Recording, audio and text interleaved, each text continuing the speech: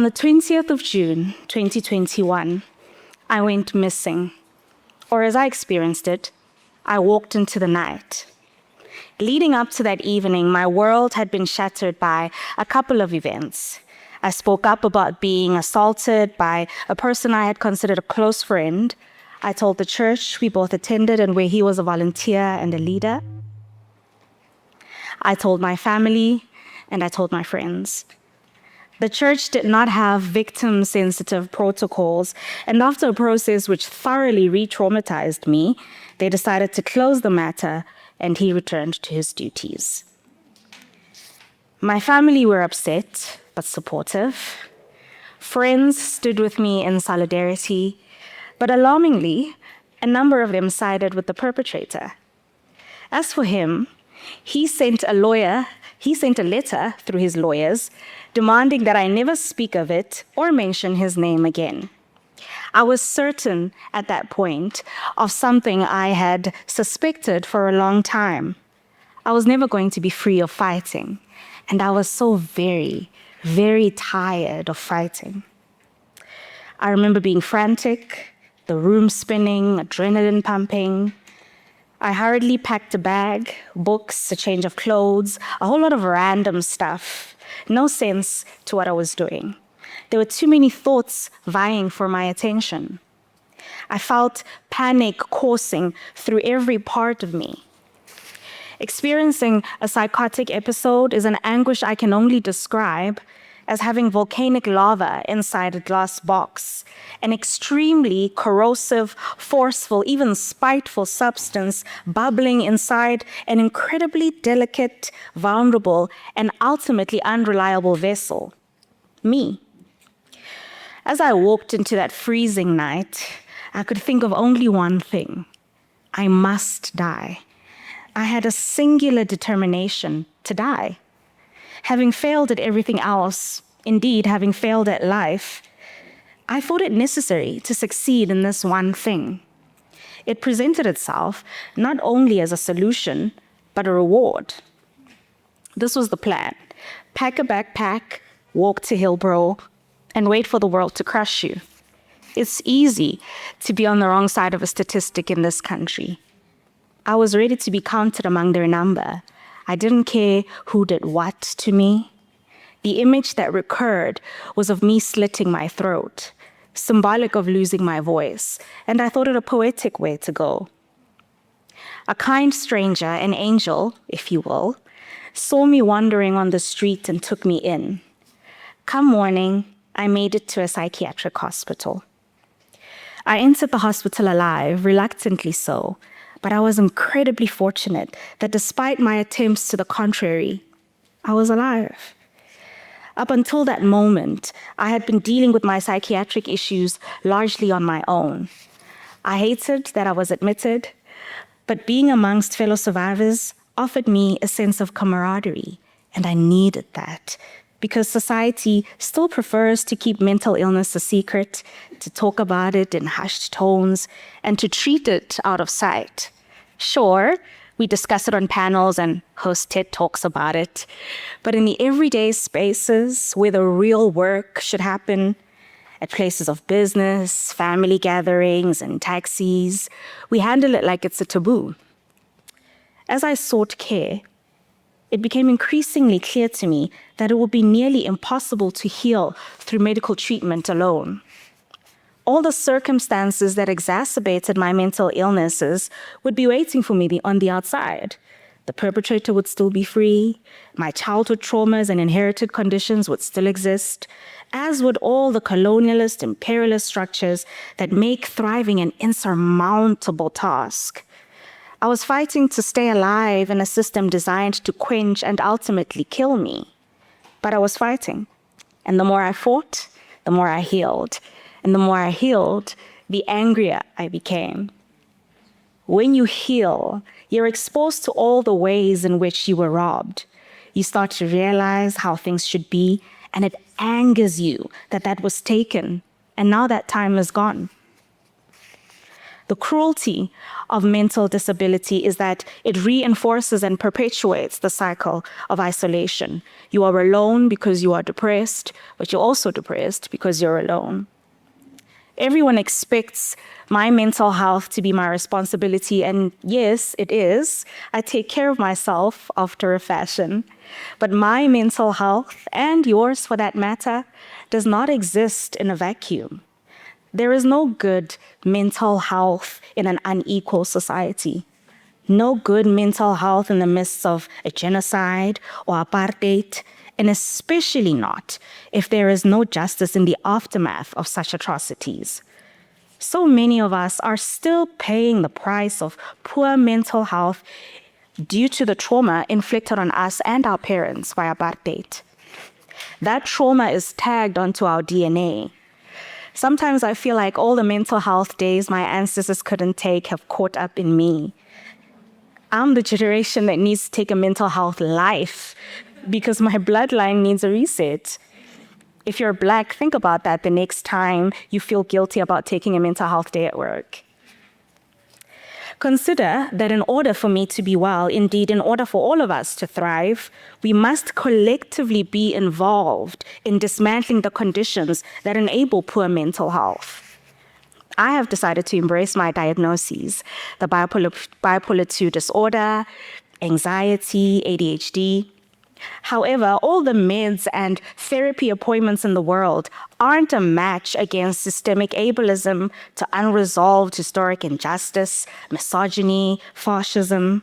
Therapy is not an adequate solution to capitalism's effects on my cognitive well-being. It is not so much I, but these unjust systems that need fixing. And so I have stopped trying to chisel away at my edges in order to mold myself into an acceptable form. Instead, I have turned my ire, to borrow Baldwin's phrase, against the loveless world. My experiences with an inadequate medical system and a society that shuns the mentally ill have built in me an ever-growing rage against injustice. You could say I was always destined to be this angry. I am, after all, a firstborn daughter, and we are notorious for our age. I am a Black woman born before my people had the right to vote. I am the daughter of Mosadi wa Motswana and Nwanuna wa Motsonga, a weird in-between space, particularly because of the way Batsonga are treated. It is hard to be all the things I am and not be angry. I know you're angry too. How can we live in this time and not be? You would have to be numb to the fact that community, capital C, and communities are being destabilized. Resources are being stolen and misused, that entire bloodlines are being wiped out in Congo, Palestine, Sudan, and elsewhere for the sake of a few billionaires and technocrats in the West. You would have to be numb to the fact that we are destroying the earth, our only home, despite what Elon Musk wants you to think. We are not numb. And so I invite you to channel your anger into creative pursuits, to allow it to be guided by love. You cannot love without knowing how to be furious. You see, anger is about protection. It's walking into a room and flipping tables over when you see that things are not as they should be. It means having a clear vision for what things could look like if we safeguard the abundance of the earth. The abundance we were born into comes with responsibility. One of those responsibilities is to cultivate rage. A rage that compels you to fight to stay alive, to fight oppression. I am speaking of a righteous rage that is love in effect. I know I am not alone in having felt disposable. My efforts to heal are often hindered by this need to prove to the world, to others, to myself that I am worthy, that I am useful to society and useful ultimately to capitalism. In fact, I am expected to heal through the sheer strength of my will. My neurodivergence is treated as a moral failure, character flaw, or spiritual curse. Neurodivergent people are not going anywhere, yet we refuse to accommodate actually to integrate these realities into society. Integration requires us to include disability needs from the start, not as an afterthought. The solution to better mental health care, indeed the solution to better health care universally, is revolution. Inspiration for a future without oppression can be found in the very lives of the neurodivergent people society looks down on. Our existence is resistance. You learn to be a problem solver when you're neurodivergent because you will find yourself having to move mountains just to get a referral to the right doctor, for the right diagnosis, and then still have to fight your medical aid, if you're lucky to have it, in order to get the medicine you need. The moments before I had disappeared, I called every emergency room close by. I remember one person responding to me after explaining that I was actively suicidal by saying, "Don't be suicidal, don't think those negative thoughts, you are stronger than you think." Even when you try to get help, you're met with a healthcare system that thinks the solution to your illness is to think happy thoughts. Mental illness is a legitimate disability. Surviving it has nothing to do with how strong you are. I have built a bit of resilience over the years, but it was pills and people that saved me. Nothing has shown me that I need community quite like being neurodivergent has. I get by with a little help from my friends and a little love from my family. My mental health is not someone else's problem. It is the community's concern. We kind of understand this concept of communal healing when we confront men's declining mental health as it pertains to the infamous loneliness epidemic or the country's alarming suicide rates. But by the time we discuss those statistics, it's too late in the cycle to change things. The appropriate time is before people are in crisis. Universal healthcare is not a radical political position. The idea that we are beholden to one another, that we owe one another dignity, that's just common sense. We should care about the well-being of our neighbors and the injustices they experience. Right now, community is being attacked by big capital so effectively that we don't even realize we are under siege. Instead of cures, we are offered painkillers. Instead of ownership, we have subscriptions. Instead of preservation, extraction. Instead of connection, we are offered technology. People with neurodivergent brains are not parasites. We suffer the stereotype of being insane and unreliable, but perhaps in this time of instability, neurodivergent minds can be seen as sources of envisioning a way forward. Generally, we grasp how stigma affects neurodivergent people interpersonally and professionally, but stigma is also the system itself. Imogen Tyler writes that the meaning of stigma is entwined with slavery. Throughout history, the enslaved and outcasts of society were physically branded as a way to encode shame on their bodies, to invite others to degrade them, and to inflict pain. Stigma as it exists today operates within this historical context as, according to Tyler, a structural and structuring form of power. On a large scale, stigma reinforces the status quo. It gives us a convenient other to whom we can relegate all social ills. In any oppressive system, the first to be discarded are those we perceive as a strain on our resources. If we're too busy blaming the unhoused, the immigrant, the addict for our problems, we will tear down people instead of harmful systems. Prejudice is never content to focus on one thing or one group. It has an insatiable appetite. If it reached its goal, it would then focus on eliminating something else.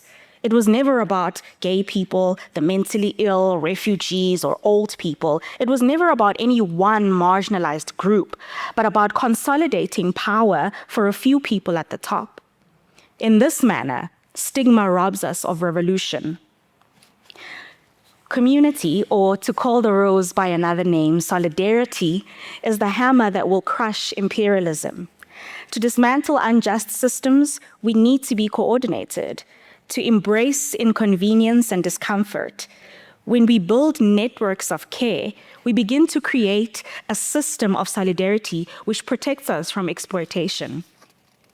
The number one vehicle of capitalist expansion is exploitation. How do we disrupt things? I'm so glad you asked. I present to you a cheat sheet, the R's of revolution. Refuse to accommodate bad actors in our community, those people who offer us shiny technology that's supposedly going to solve problems that aren't problems. Know that any technology that makes our world more insular is a distraction, not an innovation. Refuse to be overwhelmed and complacent. Refuse to accept a version of reality that enslaves you. Revisit and reclaim. A huge part of decolonizing requires us to remember systems, lifestyles, knowledge that was disrupted when colonialism happened. Most of the people we call prophets, those who could see and envision a future free from oppression, were actually historians. Research. I think it's disingenuous of us to claim that we don't know what to do about atrocities. We understand what it means to be a global citizen when we want to order from Shein and Temu, even if they're not based in our countries. We will find out how to navigate customs and taxes and delivery delays. But somehow we are stumped when we have to figure out how to organize against oppressive regimes. The problem is not that you feel powerless. The problem is that we frame our existence according to capital and are so attached to consumerism that we limit our humanity. We lack creativity when it comes to important life problems, but suddenly become fixers when our packages are stuck in a random port somewhere. Rebuild. When we have disrupted, we must rebuild. We can make new things because creativity is in our nature. Do not outsource this divine privilege, the privilege to imagine a world that is better than this, to a machine or to big capital. The last one is rest. On June 20th, I had spent hours weeping, wrestling with my thoughts, wrestling with my self-hate. It took me a long time to be brave enough to love myself anew. The love I gained after that period was different. I learned to stop internalizing a corrupt system's flaws as personal failure. All of my actions now flow from a place of immense self-love. I am brave in the face of injustice because I love myself. For as long as I am in this world, I may as well love it and make it a place worthy of my presence. I have lived and died and risen. I make beautiful things. I find ways to be an active participant in change. I am reclaiming my voice.